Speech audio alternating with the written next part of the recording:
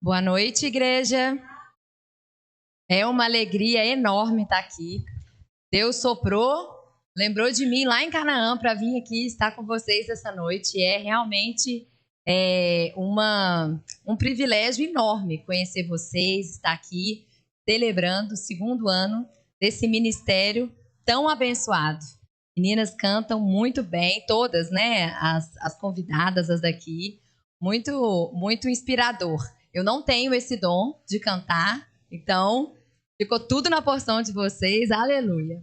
Gente, a Aldenora entrou em contato comigo e ela falou sobre o tema, né, desse encontro nosso.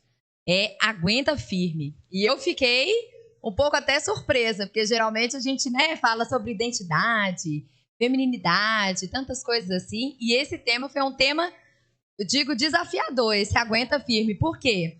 A gente não quer muito pensar, né, sobre aquelas coisas que não estão dando certo. A gente tem a mentalidade do mundo, que é o tempo inteiro dizendo que tem que ser feliz, tem alguma coisa se você tá triste, tem que ser feliz, tem que estar feliz. Só que em Deus não é assim que as coisas acontecem. E já para a gente começar quebrando essa mentalidade do mundo, sucesso para Deus, ser feliz para Deus é totalmente diferente do que a gente vê por aí. O que é o sucesso do mundo? É você ter dinheiro, é você ter carro, é você estar o tempo inteiro com tudo funcionando bem. Já digo por aqui que isso não acontece. Isso é só vida de Instagram, né? Ali o pessoal vai, posta. Você já viu o pessoal do Instagram postando arroz com feijão? Ninguém posta, gente. Todo mundo só posta quando vai no restaurante chique. Ou quando tá na casa de alguém com mesa posta. Ninguém posta isso. Alguém posta você acabando de acordar e olhando pro espelho com aquele cabelo, com um bafinho, com tudo. Ninguém posta isso. Todo mundo posta arrumando de frente pro espelho, arrumado.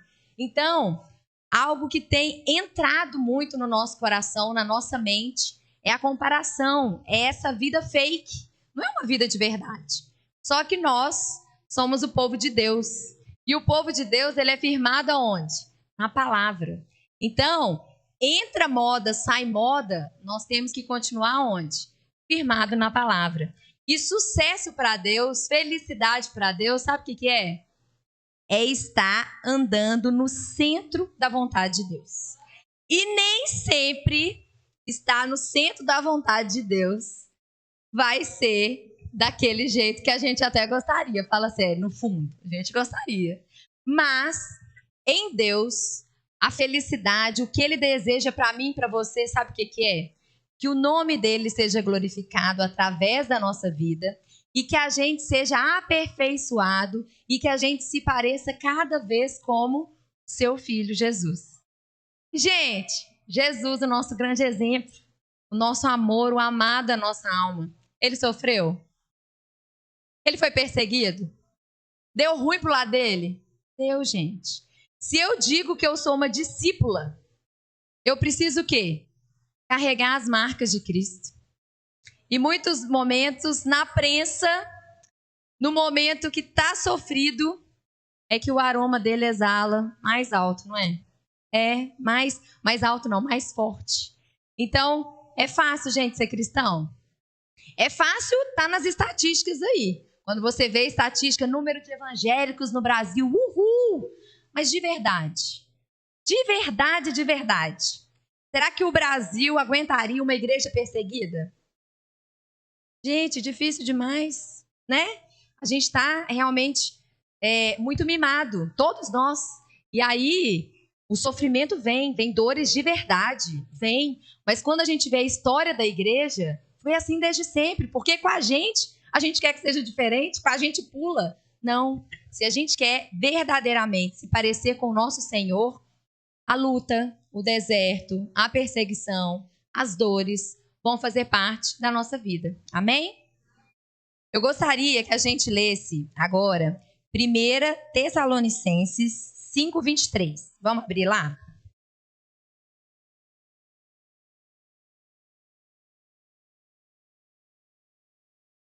Eu vou usar a versão NVI, tá? Amém? Posso falar? Começar, hein? que o próprio Deus da paz o santifique inteiramente, que todo o espírito, alma e corpo de vocês sejam preservados, irrepreensíveis na vinda do nosso Senhor Jesus Cristo. Aquele que os chama é fiel e fará isso. Gente, o que eu queria compartilhar com vocês hoje? Eu, converti tem mais ou menos uns 20 anos. Então, os meus pais, eles não eram cristãos, eles criam em Deus, mas a gente foi em várias outras religiões.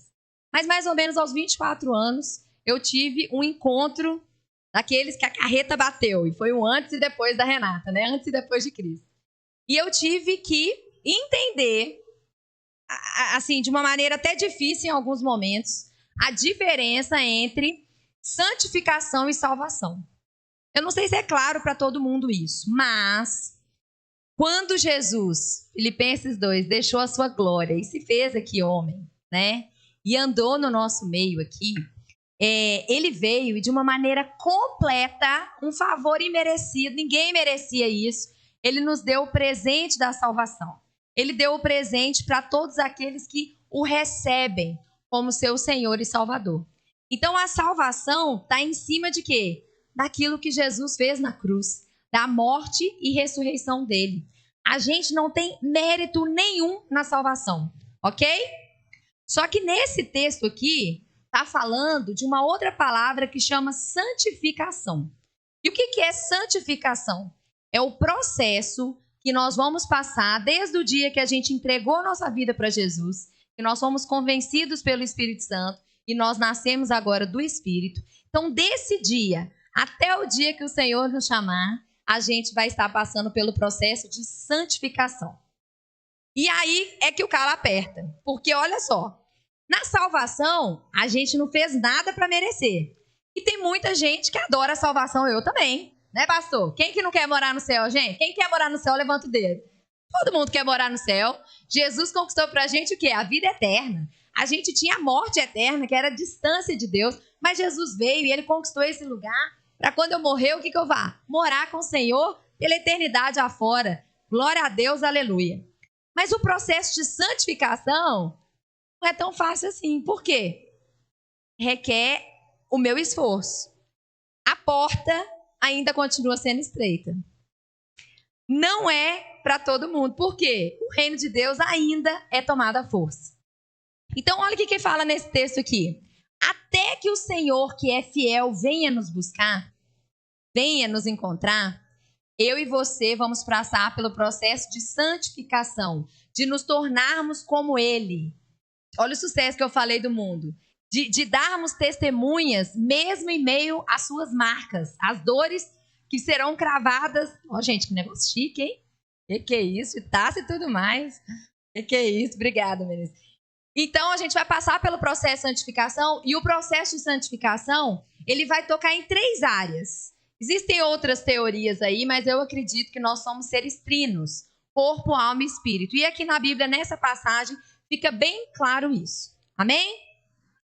Agora, eu gostaria que vocês abrissem comigo 1 Reis 3.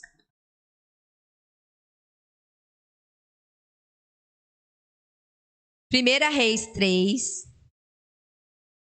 A gente vai ler do 3 ao 9.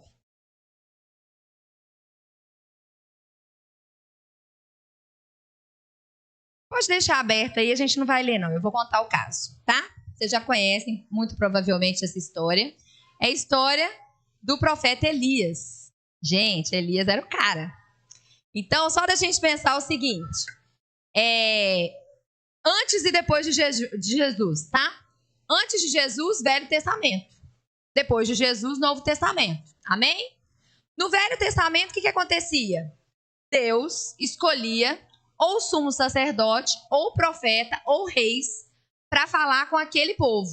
Então, ele não falava igual é com a gente, não. Ele falava só através de um porta-voz, que era levantado naquela época, naquele contexto, para ser a voz de Deus. E essas pessoas falavam geralmente o quê? Arrepende. Olha o caminho que você está indo. Olha, povo rebelde. Estava sempre o quê? Colocando o povo de Deus no prumo. Amém? Isso era, no Velho Testamento, Deus sobre essas pessoas. Nos evangelhos, que já é Novo Testamento, era Deus entre nós. Então, no Velho Testamento, quem falava era Deus Pai, era o Senhor. Já no Novo Testamento, nos evangelhos, a gente vê o quê? Jesus, Deus Filho. E ele estava entre nós. Quando Jesus fala, eu vou para que o outro venha, é o nosso tempo. Qual que é a parte da Trindade que está aqui? A pessoa da Trindade? O Espírito Santo. Só que ele não está mais sobre, nem entre, ele está onde? Dentro. Então, quando você vai na Galeria da Fé, lá em Hebreus 11, a gente carrega a promessa. A garantia de que a gente crê numa coisa, ela é o quê? Confirmada dentro de nós, porque nós somos a habitação do Espírito Santo. Gente, quando tem gente que fala assim, eu falava isso antes, quando eu chegar no céu, primeiro que eu vou pegar a Eva. Nossa, vou brigar com aquela mulher, o que ela fez e tal. Mas a gente fala, quando eu chegar no céu, eu vou falar, Moisés, como foi aquilo? Gente, quando a gente chegar no céu, eles que vão chegar pra gente. Falar como que era o Deus Todo-Poderoso habitando dentro de você. Ou a gente fica vendo The Chosen, né? Seriado. Ai, que legal, imagina eu ser um dos 12, tá ali com Jesus e tal. Mas pensa, se Jesus estivesse em Canaã agora, a gente não ia ter contato com ele. Se ele estivesse nos Estados Unidos. Mas onde que está o Senhor, gente? A pessoa do Espírito Santo habita dentro de nós. E como, gente, eu vou falar por mim, tá? Não vou falar por você não, que cada um que vai ter que ter o dia lá diante do Senhor. Quantas vezes eu não falo com o Espírito Santo? Ou não ignoro ele? Quantas vezes a gente faz coisa que o entristece? E a gente segue nossa vida sem se preocupar com a santificação, sem se preocupar com glorificar o nome de Deus em essência, ser transformado cada dia mais como filho. Quantas vezes acontece algo na minha vida que poderia ser pequeno, mas vira uma coisa grande? Quanto muitas vezes eu não tenho dado um bom testemunho, amém? Mas isso só acontece lá em casa, não acontece aqui não, né? E o que eu queria dizer sobre Elias, gente? Elias também passou por lutas. Aí voltando, Elias lá no Velho Testamento é um dos profetas que tinha Deus sobre ele e que ele foi usado de uma maneira poderosa e grandiosa para trazer os feitos do Senhor para a terra. E você vê Elias orando e uma situação que não chovia mais um tempão começou a chover. E você via Elias no meio de um monte de gente que adorava outros deuses e o fogo consumir. Ele foi o único que o nosso Deus foi lá. Mas você vê Elias, gente, nesse texto aqui, ó, do capítulo 19, fazendo, sabe o quê? Eu falei capítulo 19, né? 1 Reis 19, tá? É isso. Acho que eu não falei completo não, né? Gente, eu falei número errado para vocês. Eu queria ver só quem estava prestando atenção. 1 Reis 19. A fuga de Elias, tá? Vi que tinha um monte de gente prestando atenção aí. E aí, o que aconteceu, gente? Ele fez tanta coisa grandiosa. Gente, Elias era um homem de Deus ou não era? Era homem de Deus. E sabe o que acontece nesse texto aqui? Ele pede para morrer. Gente, um profetão daquele que fez fogo descer, que o cara fez chuva. Ele pediu para morrer, eu não acredito. Não acredito. Um cara tão usado por Deus, tão cheio de Deus, pediu para morrer? Pediu. Sabe qual parte aqui? A gente levando em consideração corpo, alma e espírito de Elias. Nesse contexto aqui, sabe o que mais estava falando alto? A alma dele. Por isso que no texto de 1 Tessalonicenses, a gente tem que se achar no Senhor irrepreensível até que Ele venha transformando, sendo santificado, tanto no corpo, tanto na alma, quanto no espírito. Porque mesmo eu sendo um homem e uma mulher cheia de Deus, se eu permitir que as coisas estejam desalinhadas, eu posso entrar numa furada. E eu posso, sabe fazer o quê? Pedir para morrer ou, de fato, fazer isso. Gente, essa realidade, ela não está longe da igreja. É o nosso século, é a nossa geração. Nós estamos tremendamente adoecidos das emoções. A minha profissão, eu sou formada em pedagogia, trabalhei muito tempo na escola como professora, coordenadora. Só que hoje, né, já tem um tempo para cá, além, né, de discipular muitas mulheres, eu trabalho como terapeuta especialista em mulheres. E o que eu mais vejo lá no consultório, nos meus atendimentos online? Mulheres adoecidas da alma. Mulheres que muitas vezes estão tendo pensamento suicida. Mulheres totalmente abatidas pela ansiedade e depressão. Mulheres que chegaram em determinado momento, acordam e não têm mais propósito de vida. Não brilha mais. Às vezes é casada, às vezes tem filho, às vezes tem um ministério, mas ela chega em casa e ela tá sozinha. E ela tá chorando por dentro. E ela tá sangrando. Só que a gente levanta e faz o quê? Põe a máscara para sair de casa, para fingir que tá tudo bem. Só que não é isso que Deus está falando com a gente. Deus está falando que o fiel, quando ele vier nos buscar, ele quer encontrar em nós o quê? Santificação atuando. Que a gente esteja irrepreensível. Que a gente esteja cada dia mais parecido com ele, tanto no espírito, na alma e no corpo. Amém? Elias foi pego nisso aqui, gente. Elias estava adoecido do pensamento. Não estava pensando racionalmente, não. Ele estava vendo a realidade distorcida. E ele achou que uma mulher fosse acabar com tudo. E ele ficou com tanto medo que deu ruim, saiu correndo. E aí, o que acontece nesse texto aqui? Primeiro ponto que eu queria trazer para a gente. Quando o momento ruim chegar, porque o mundo jaz no maligno, não se engane. Vai acontecer coisa boa e coisa ruim para o justo e para o ímpio. Só que se eu tiver uma estrutura, se eu estiver me desenvolvendo no corpo, na alma e no espírito, vocês entendem que quando a adversidade chegar, eu vou ter uma estrutura, eu vou ter recursos para lidar com aquilo de uma maneira melhor. Então imagina, você já está adoecido, já está sem propósito, já está péssimo, não está buscando ajuda. Daí você recebe uma notícia ruim. O que acontece? Desaba de uma vez. Só que, muitas vezes, se a gente tem a estrutura, nós vamos abalar, mas nós não vamos cair. Nós vamos encontrar a rocha e nós vamos continuar sustentados. Amém?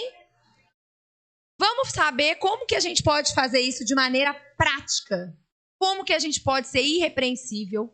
Como que a gente pode cuidar do nosso corpo para a adversidade, quando a adversidade chegar, ou me desenvolvendo, porque nem todo mundo aqui nesse salão hoje está passando adversidade, luta firme.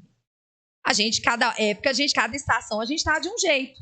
Mas isso que eu vou falar aqui hoje vai servir tanto para as pessoas que estão no momento de dor profunda, quanto no momento que a gente está na maré boa, vamos dizer assim, tá bom? Como que eu posso cuidar do templo do Espírito Santo? Gente, não tem erro. Elias estava nesse ponto, pedindo a morte, saiu correndo, fugido. E sabe qual foi a primeira coisa que Deus fez ele fazer? Comer, beber e dormir. Como assim? Deus não deu um giraia nele, não levantou o superpoder. Não. Deus respeitou a humanidade dele. Nós somos espírito, nós temos uma alma e habitamos num corpo. Mas nós estamos numa experiência carnal. Então, eu não posso negligenciar o meu corpo. Olha o texto. O Senhor, o fiel, vai vir buscar irrepreensível corpo, alma e espírito. Então, será que eu e você temos bebido água suficiente? Será que a gente está bebendo água suficiente? Será que a gente tem comido as coisas certas? Será que a gente tem feito exercício? Será que a gente tem respeitado um princípio do Senhor, que é o descanso? Ou a gente, mesmo no dia de folga, a gente continua com a mente acelerada? Gente, o Brasil é o país mais ansioso do mundo, pela Organização Mundial de Saúde. O quinto mais depressivo. O que aconteceu com esse povo caloroso? Nós estamos abatidos pela comparação, pelo medo do amanhã, presos em traumas e dores lá de trás. E a gente não tem vivido a identidade, o propósito em Deus que Ele nos deu. A gente não tem glorificado o nome de Deus como a gente gostaria. Por quê? Porque a gente tem negligenciado coisas que estão na Bíblia. A gente tem cuidado do nosso corpo, gente. Tem uma pizza e tem um prato de salada. Tem água e tem refrigerante. Tem um docinho ou tem a fruta? O que a gente tem feito? Gente, outra coisa. Se eu digo que eu sou carta viva, pregue se necessário, fale. Se eu sou ungidão, ungidona, que onde eu chego eu sou filho de Deus, aqui onde eu chego é terra santa. E eu tô super gordinho, super estressado. Eu tô dando testemunho de equilíbrio, gente? Não tô. Isso não é pra culpar ninguém, não. Isso é pra gente arrepender junto. É pra arrepender. Gente, olha que absurdo. E a gente ri disso. Eu também, muitas vezes. Ah, festa de crente tem bebida não, mas tem comida, pode aumentar aí. Gente, gula é pecado. Por que a gente fica repreendendo a pessoa que bebe muito? É bíblico? É. Mas aqui também fala que o estômago é um Deus, é um altar. E na Bíblia também fala que a gente tem disciplinas espirituais para nos ajudar a ser irrepreensíveis, corpo, alma e espírito. E sabe o corpo qual que é? O jejum. O jejum. Jejum na Bíblia é a abstenção de comida. Ah, mas eu não dou conta de ficar sem comer, não. O Senhor, Ele deixou o Espírito Santo. E a graça, quando eu falo de senhorio de Deus, é a capacitação para viver uma vida santa. O quanto nós temos entrado para o quarto e buscando ao Senhor e pedido para Ele para nos libertar da gula. Se eu quero viver com o fruto do Espírito, domínio próprio, uma estratégia top é o jejum. Gente, o jejum manda o estômago manda na gente. Aí a gente tem evento social. Renata, você não conhece minha vida. Eu tenho evento social todo dia. Ok.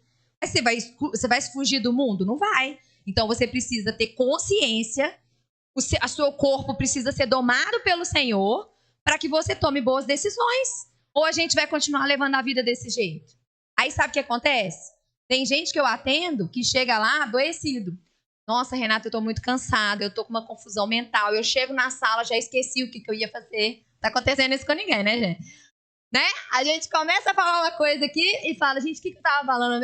Isso não acontece, lá em casa acontece. E aí a gente fica, nossa, Renata, parece que eu tô lerda, eu já acordo meu dia cansada. Já tô assim, gente, sabe o que às vezes tá faltando? Vitamina. Às vezes tá faltando você fazer seu check-up. Qual foi a última vez que eu e você fomos pro médico fazer check-up? Ver como é que tá? Vitamina D, todo mundo endemonizou, não pode tomar sol, sol é perigo. Gente, vitamina D, antes de pensar em suplementação, vai tomar sol de meio-dia às 2. Que isso, de meio-dia às 2. 15 minutos sem protetor.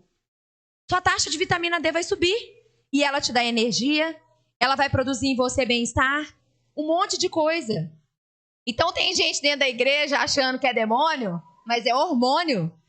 E as mulheres que chegam na época do climatério, que é depois dos 40, e começa aquela época que vai chegando a menopausa devagarzinho. E o calor, e a confusão, e a irritabilidade, a mudança de humor. Vamos fazer a coisa direitinho. Então, você entendeu que às vezes a gente está falando que é demônio, mas não é. Às vezes é hormônio de verdade. Às vezes a solução não era eu buscar uma terapia. Às vezes a solução era tomar uma reposição. Era me alimentar melhor. Amém? Amém? Isso é santificação, gente. Isso é entender que se eu sou um mensageiro de uma mensagem que transforma a vida e que Deus conta comigo para cooperar no avanço do reino dele, e eu trato de qualquer jeito o meu corpo, eu estou em pecado. Eu estou em pecado. Porque eu não estou obediente, eu não estou vivendo no centro da vontade de Deus para que o fluir dele use a minha vida. Ok? Então, prática para o corpo, jejum. Estude sobre jejum, converse sobre jejum. A Bíblia fala sobre isso. E você não precisa ser simplesmente um jejum de grandes horas. Você sabe que um determinado alimento faz mal para você? Tira ele um tempo da sua vida. Agora vamos pegar um jejum que não é bíblico, mas também serve. Você acha que você vendo dorama 15 episódios por dia e não tendo 40 minutos para ler a Bíblia, isso é de Deus? Faz o jejum de dorama. Não precisa parar de ver dorama, fala, eu vou ver um por dia. Rede social, gente, quantas... Olha, vou falar uma coisa para você e para mim aqui, para a gente entender. A rede social foi criada por Deus. Mentira. Foi criada por Deus, sabe para quê? Para quando a gente chegar no céu, mostrar que nunca foi falta de tempo. Nunca foi. É falta de prioridade, de tempo não é. Amém? Difícil, não é? Difícil. Agora vamos para a alma, gente. Alma. Se nós queremos ser parecido com Jesus, se a gente quiser levar a mensagem mais tempo, a gente precisa entender que alma é pensamentos, emoções, vontades e desejos. Então, a minha alma, ela precisa ser cativa ao espírito. Por que a gente está um país depressivo e ansioso? Porque a minha alma está falando mais alto que o meu espírito. Então, eu trabalho com terapia, né? E o que eu mais falo lá, gente? Terapia é uma ferramenta, mas não é a cura. Terapia é a ferramenta de autoconhecimento, de conscientização, onde eu vou visitar a minha história, ver o que não está legal, ressignificar. O que é ressignificar? Dar um novo sentido para que hoje as situações do dia a dia não me abalem tanto como está abalando. Então, por exemplo, a pessoa chega para mim lá e fala assim: Renata, eu estou muito cansada ao ponto de eu não conseguir levantar. E aí eu começo a escutar a história dela, começo a fazer as intervenções e tal. Sabe onde chega? Chega na raiz do abandono. Quê? O que tem raiz do abandono a ver com cansaço? A pessoa ainda, a criança dela lá na infância ainda está gritando. Porque ela teve um evento do abandono. E ela passou o resto da a vida caminhando, engolindo e reprimindo isso. Essa emoção, essa palavra que não foi dita. E quando ela chega aqui agora, ela não consegue dizer não para as pessoas. Ela é a boazinha. Ela faz tudo. Deixa que a fulana faz, deixa que a fulana faz. Só que no fundo, lá na casa dela, ela tem a síndrome da impostora. Porque ela até faz as coisas, mas ela não queria fazer. Ela faz com medo de ser abandonada de novo. Olha que sério isso. Então, a gente precisa conhecer a nossa história. A gente precisa, muitas vezes, parar e falar: Senhor, me ajuda. As minhas emoções estão desgovernadas. Ser uma pessoa emocionalmente madura não é viver só pela razão. É equilibrar razão e emoção. Então, todo mundo tem que sentir raiva, tristeza, alegria, medo. Só que o medo alimentado vira ansiedade. Elias foi para lá porque ele estava o quê? Com muito medo. Ele alimentou o medo e virou ansiedade. E essa ansiedade não fez com que ele pensasse direito. Ele viu a realidade distorcida e ele desejou morrer. Outro ponto para eu ver se as minhas emoções estão ruins, sabe o que é? Isolamento. Eu não quero mais sair com meus amigos. Ah, não, preguiça ir naquele evento da igreja. Culto, ai, de aniversário. Ah, nem, gente, preguiça. Se você está começando a ter muita preguiça, sabe quando você marca um evento com as amigas ou com alguém da família que você está um tempão tentando marcar? Aí marcou. Aí no dia, alguém desmarca. Aí você fala: glória a Deus. A gente não está fazendo isso, gente? Nós estamos fazendo isso. Por quê? Porque nós estamos desequilibrados. O isolamento não é de Deus. Olha, o único rosto que eu não vejo aqui hoje é o meu. Nós nascemos para servir o outro. Quantas pessoas chegam para mim e falam assim: hey, qual que é meu propósito de vida? Como que eu descubro meu propósito? Propósito, sabe o que é, gente? Amar e servir. Amar e servir. Ama dentro de casa, ama fora de casa. Serve dentro de casa, serve fora de casa. Deus, cada momento, vai te colocar num lugar, mas se você entender que o propósito de vida meu e seu é amar e servir pessoas, aonde Ele nos colocar, a gente cumprir isso, nós vamos estar dentro do plano, amém? Então, para perceber se a minha alma está adoecida, isolamento, realidade distorcida, deixa eu ver, igual ele lá, né? Olha o que ele falou, gente. Quando a gente está ruim das ideias, a gente acha que só a gente que faz as coisas. Olha o que Elias falou. Mas se acontecer isso daqui, tipo, não tem ninguém que te busca. Ele falou: tem 7.000 ainda lá. A gente começa a ver as coisas em outro prisma. A gente começa a achar que a gente é alecrim dourado, quarta pessoa da Trindade. Não é assim não, gente.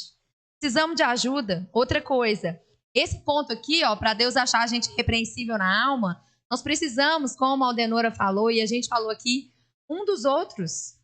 Tem uma música que chama A Tua Mesa Cura. Gente, por que a gente não faz uma visita para a irmã? Chama ela para comer um bolinho na sua casa. Ai, mas eu não sei o que eu vou falar. Não precisa falar não, só escuta. Tem um monte de gente pagando caro para alguém escutar ela. Escuta. No final, não sei o que falar. Você abre um versículo aqui, ó. Fala: irmã, vamos orar sobre esse versículo. Deus abençoa a vida da irmã. Não precisa chamar o pastor para ir para sua casa, não, gente. Faz você. Não é a oração do pastor que tem poder, não. É a fé naquele que faz o impossível acontecer. Não é porque é o pastor que vai orar e ele é ungidão, não. Você e eu. eu posso orar. Eu sou ungida também. O Senhor me escolheu. Eu tô aqui, eu sou escolhida. Eu posso fazer isso. Amém? Vamos ter uma vida que vale a pena. Já viu aquela vida que você acorda? Ai, que preguiça, ó céus, ó vida, mais um dia, cozinhar. Ninguém me ajuda nessa casa. Ai, tem que varrer, roupa. Todo dia do mesmo jeito. Busca menino, pega menino, vai. Ai, vai não sei o quê. Chega de noite, o marido ainda olha pra minha cara. Ai, meu Deus. Gente, é isso. Vida é isso. Cresceu? É isso, gente. É isso. Agora, vai você ficar no hospital? Precisa a gente ir pro hospital? Pra gente dar valor pra nossa vida? Porque quando tá no hospital, fala, ai, minha vida era tão boa. Precisa a gente ir pro hospital, não. Vamos fazer valer hoje, amém? Vamos fazer uma vida que vale a pena. E aí, o que acontece? Se meu corpo está em ordem. Gente, corpo em ordem, não é pra você virar maromba e ficar 24 horas na academia, não é isso que eu tô falando, não. É se comprometer com 30 minutos por dia de qualquer exercício. Seja na academia, seja colocar um tênis e andar na sua rua, seja colocar no YouTube vídeo de mulher que faz para iniciante, quase morro. Quando não dá tempo de eu fazer alguma coisa, eu chamo uma mulher que chama Carol Borba. Ela põe lá, gente, aí ela põe iniciante, aquilo é mentira. Não é de iniciante. Porque eu quase morro, ela ainda fala assim, ó, deu 23 minutos, faz mais 2 sessões. Mas é o que, gente? É circular, é vida. O homem estava morto, o pó foi criado lá. Precisou de quê? Fôlego, nós precisamos de fôlego, de vida, para viver uma vida que vale a pena. Amém? E alma, olha só. Gente, tá difícil, viu?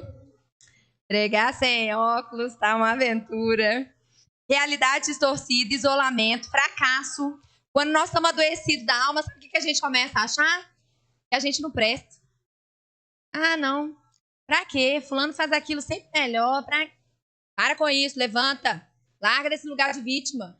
Vive uma vida que vale a pena. Você não sabe? Então investe. Vai aprender mais, vai estudar. Vai ser boa no que você quer fazer. Ah, mas eu tô velho. Gente, eu não sei se vocês já viram aqueles videozinhos. Aquelas, né, mulheres, assim, que antigamente a gente carinhosamente chama da tia do coque, né? Que era aquelas mulheres que ficavam na igreja de tarde, orando e tal. Tem uma na internet, vocês já viram? Que ela carrega mais de 80 quilos. Nossa, aquela ali. Pra mostrar pra gente que nunca é tarde. Nunca é tarde. Pra fazer uma faculdade, pra estudar, pra se desenvolver, pra ser uma pessoa interessante. Gente, quantos casamentos eu escuto tanto no consultório quanto na igreja que estão acabando, sabe por quê? Nós mulheres, os homens estão pros ouvidos agora. Nós mulheres, às vezes, a gente fica em casa com os filhos, com a casa, nanana, e o marido vai pra rua, vai trabalhar, vai se desenvolver, conhecer gente. Quando ele chega em casa, a gente só reclama. A gente não é interessante. A gente não fala outras coisas. A gente está alienada às vezes. Não sou todas. E homem é a mesma coisa. Às vezes o homem nem fala. Mulher ainda fala, o homem nem fala. Fica só na caixa do nada lá, sobrevivendo. Gente, vamos ser ativos. Homem tem que ter postura, tem que ser o chefe da casa, sacerdote, tem que ter visão. Mulher tem que seguir esse homem com visão. Ah, lá em casa minha mulher que manda, assim, senhor. Ah, que é isso? Arruma seu lugar. Mulher tá ocupando o lugar dentro de casa porque o lugar tá vazio. Tá vazio. A gente não pode ver um lugar vazio. Que a gente quer sentar. Olha lá no Éden. Se todo mundo estiver posicionado, as coisas vão andar, amém? Então, dê lugar para o seu marido assumir esse lugar, né? Nós precisamos dar esse lugar para eles. A gente fica no nosso lugar. Os filhos ficam no lugar dele. E a nossa família vai glorificar a Deus, ok? Alma isso. Capacidade de ação. Gente, isso tudo que eu estou falando é para a gente se cuidar, é para a gente estar melhor, é para quando o dia mal chegar, a gente ter uma estrutura para viver nele. Mas quando o dia mal chega, nem orar eu tenho força. Quando a depressão está batendo mesmo, nem tomar banho. Tem gente que nem tomar banho consegue. Porque a dor lá de dentro, ela grita tão alto que eu não consigo fazer nada. Eu perco meu movimento, minha ação.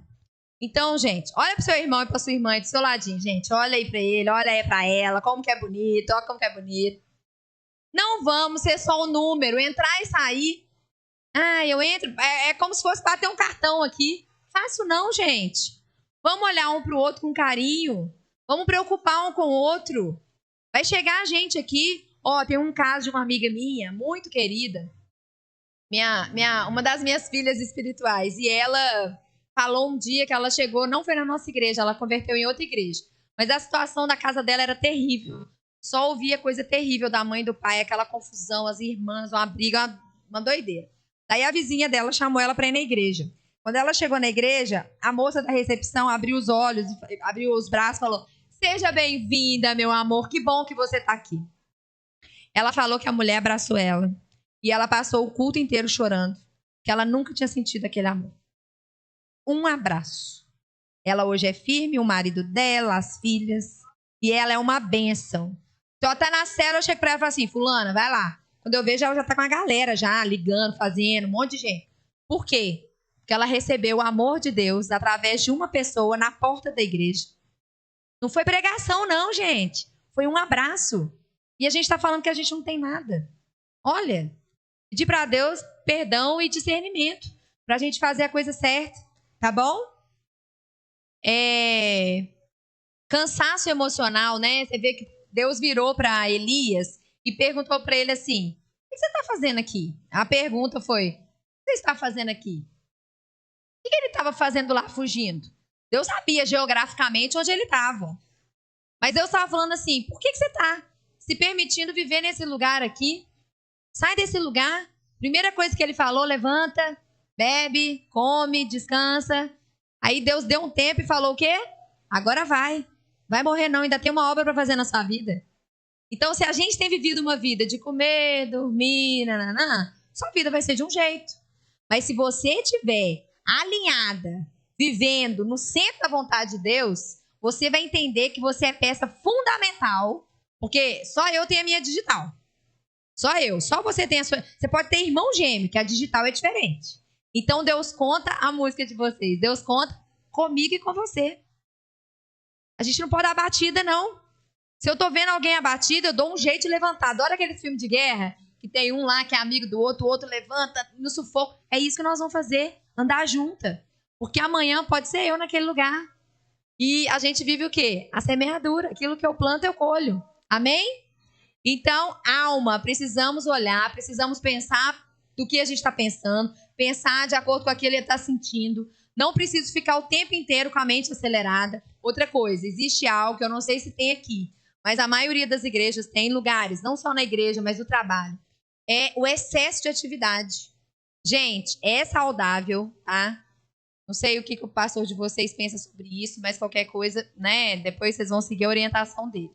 Mas a minha visão é: não existe nada mais saudável do que você participando de, no máximo, 2 ministérios. Eu te falo que é melhor um. Não adianta aquela pessoa que serve em 5 ministérios, 6 ministérios. Ela tá todo dia na igreja. Ela tá de segunda a segunda, você pode contar com ela nisso. Não, gente. É errado. Muita mulher de Deus lá atrás perdeu o marido, perdeu o filho, porque estava 24 horas na igreja e não estava dentro de casa fazendo o que era o primeiro ministério dela. E aí, olha que BO, gente. Você vai chegar diante de Deus, a primeira pergunta que ele vai fazer é para o marido: como que você cuidou da sua esposa? Não é quantas pessoas você pregou, se você pregou numa missão, quantas igrejas você abriu. Como que você cuidou da sua esposa? Vai virar para a mulher e falar assim: e o marido? Não, mas eu cuidei do meu filho. Só existe um que é um conselho. Como que você cuidou do seu marido? Adianta cuidar de centenas de pessoas fora, se dentro de casa você tem dado um péssimo testemunho? Não, gente. Amém? E para você ter tempo de... Deus não manda a gente fazer culto. Deus não mandou a gente fazer célula, grupo pequeno.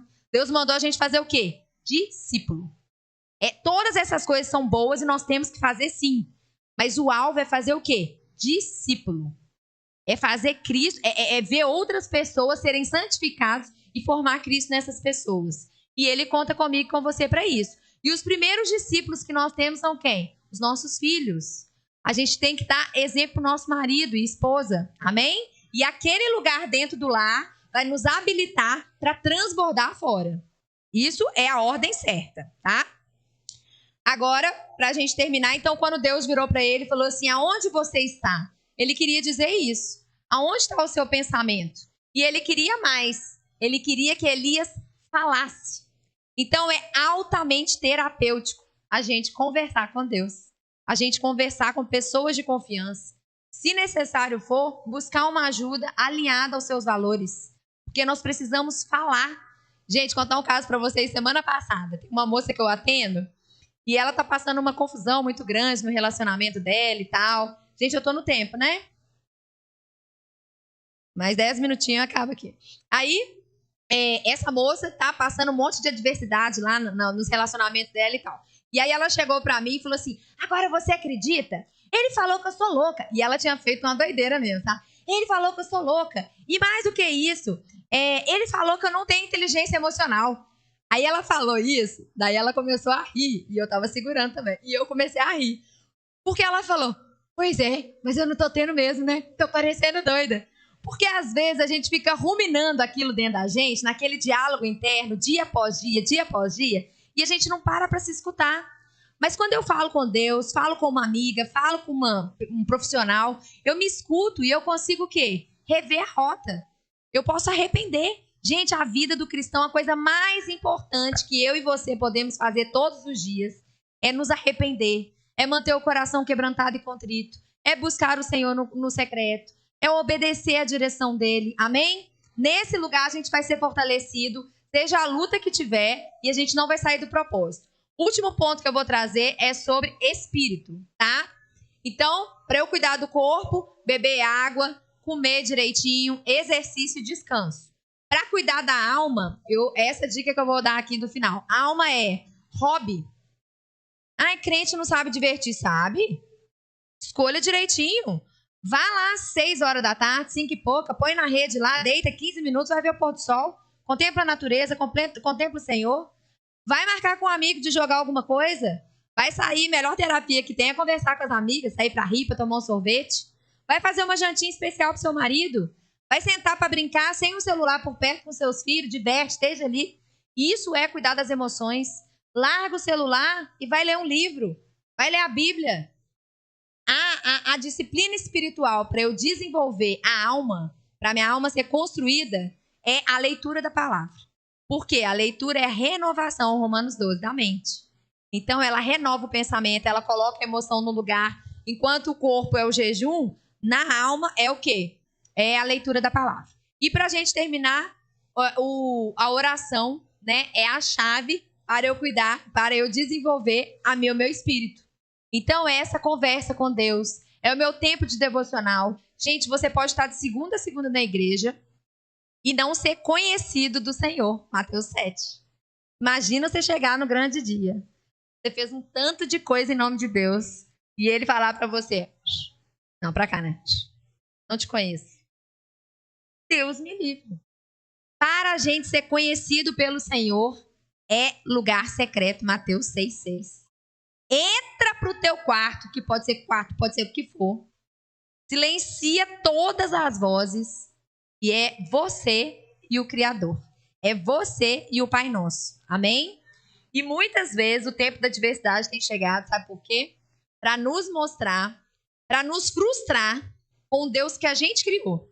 Porque a gente cria um Deus que faz tudo maravilhoso acontecer. Só que o nosso Deus não quer isso. O nosso Deus quer que a gente conheça Ele como Pai Nosso. Que apesar da diversidade, apesar da riqueza, da fartura, do que esteja acontecendo, eu vou encontrar o meu lugar de plenitude nele. Quando a gente pega 2 Coríntios, é um livro uma carta muito tensa, porque Paulo é tão perseguido, pelo menos nos 4 capítulos lá, gente, aquele homem sofreu. Sofreu no nome de Deus. Mas ele chega e fala o quê? É o Senhor. É a glória, é eu conhecer o grande eu sou. Viver com Jesus não é viver estando feliz, é sendo feliz, porque Jesus é a nossa felicidade. Quando fala lá Salmos 23, gente, é o nosso pastor, de nada terei falta. A nossa alegria, a nossa esperança está no nosso Redentor, amém? E o dia mal vai chegar? Vai, mas se eu estou ancorada na verdade da cruz, na pessoa de Jesus Cristo, mesmo que eu passe maior perrengue, eu vou conseguir dar o próximo passo, dar o próximo passo, dar o próximo passo. Amém? E pra gente terminar, gente, quando eu falar a gente terminar, você tem que falar ai, tá? Ah, tá? Vamos ver se vocês estão assim, ó. Peraí. Então, né? É na vida ordinária. Olha só, isso eu vou falar aqui antes disso. O extraordinário, a gente às vezes quer cuidar só do espiritual, e Elias fugiu e ele achou que ia ser o quê? No redemoinho, no tanto. Mas Deus falou com ele aonde? Na brisa, na vida simples, na vida ordinária. Deus fala com a gente desse jeito. Deus fala com a gente num congresso, no aniversário da igreja, mas Deus fala quando você está lavando a louça, quando você está tomando banho, quando o seu menino te dá um presente, uma cartinha. A gente só precisa estar o quê? Atento. E para eu estar atento, eu preciso estar nesse lugar nele, de oração, de busca, de entrega, de renúncia. Tá bom? E para a gente terminar... Isso, gente. Nossa! Olha, a gente volta, amanhã tem mais. E para a gente terminar, eu queria contar uma história de um moço que chama Marátio. Eu acho que é mais ou menos isso. Ele foi, né, um advogado que morava em Chicago há anos atrás. E ele tinha posses e tal. E aconteceu que houve um grande incêndio na cidade, isso é verdade. E o incêndio acabou com várias coisas dele. E ele e a esposa dele ficaram 2 anos lá, cuidando e ajudando pessoas a se restabelecerem. Até que eles decidiram ir, acho que para a Europa, viajar. E aí, tem muitos anos isso. E aí, ele comprou uma viagem de navio para ele, a esposa e as 4 filhas. Só que em cima da hora, aconteceu um negócio no trabalho dele, ele ficou. E foi a esposa e as 4 filhas. Quando, de repente, chega uma mensagem que o navio que elas estavam, em 12 minutos, naufragou, porque bateu em outro navio. Gente, oceano. Como que um navio bate no outro navio? Navio não é uma lanchinha. Como que isso aconteceu? E esse homem, dilacerado no coração e tal, em pouco tempo, arrasado, chega uma mensagem para ele, um telegrama, alguma coisa lá da época, e a esposa dele tinha mandado: salva sozinha. Então, quer dizer, a esposa conseguiu sobreviver, né? Acho que eram 300 e tantas pessoas, mais de 200 e tantas morreram. E as 4 filhas faleceram nesse dia. Olha isso, gente. E aí, ele pegou o primeiro navio para encontrar com a esposa.